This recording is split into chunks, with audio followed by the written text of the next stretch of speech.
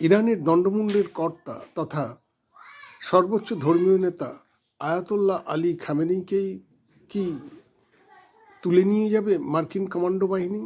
আর সেটা আজ করেই কি তিনি গোপন বাংকারে আশ্রয় নিয়েছেন? বিভিন্ন সূত্রে এমনটাই খবর মিলছে। ভেনেজুয়েলার প্রেসিডেন্ট নিকোলাস মাদুরোকে সম্প্রতি মার্কিন কমান্ডোরা তুলে নিয়ে গিয়েছিল আমেরিকায়। এখন তিনি আমেরিকাতেই জেলবন্দি অবস্থায় দিন কাটাচ্ছেন। অনেকেই মনে করছেন আমেরিকার নজর আলী খামেনির উপর, কারণ এই খামেনিকে তুলে নিয়ে আসতে পারলেই ইরানে বর্তমান শাসন ব্যবস্থা ভেঙে পড়বে এবং আমেরিকা তখন তাদের মতো করে ইরানকে পরিচালিত করতে পারবে।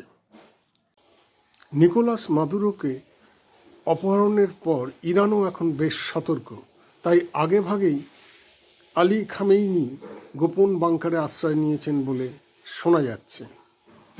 গত বছর জুনেও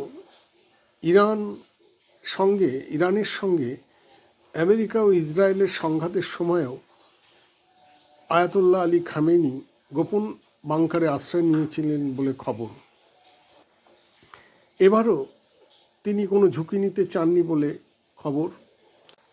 যদিও আমেরিকার প্রেসিডেন্ট ডোনাল্ড ট্রাম্প জানিয়েছেন আয়াতুল্লাহ আলী খামেনি এবং ওদের শীর্ষ নেতারা কোথায় আছেন তা আমেরিকার জানা আছে, ফলে প্রয়োজনে যথাসময়ে ব্যবস্থা নেওয়া হবে। ইরানও জানিয়ে দিয়েছে আমেরিকার হামলার জন্য তারাও প্রস্তুত, হামলা হলে তার উচিত জবাব দেওয়া হবে।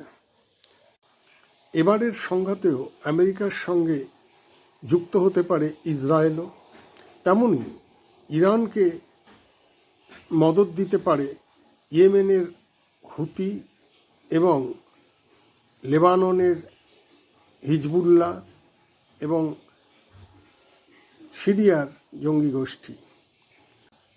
লোহিত সাগর হরমুজ প্রণালীতেও যুদ্ধের প্রভাব পড়তে পারে, ফলে পণ্য পরিবহনে ব্যাপক বিপত্তি বাধতে পারে বলে আশঙ্কা করা হচ্ছে। অন্যদিকে সৌদি আরব জানিয়ে দিয়েছে তাদের আকাশে আমেরিকার যুদ্ধবিমান ওড়ার অনুমতি দেওয়া হচ্ছে না। ফলে প্রশ্ন উঠেছে, সৌদি আরব কি তাহলে ইরানের পক্ষ নিচ্ছে? সব মিলিয়ে এবারের যুদ্ধ বড় আকার নিতে পারে।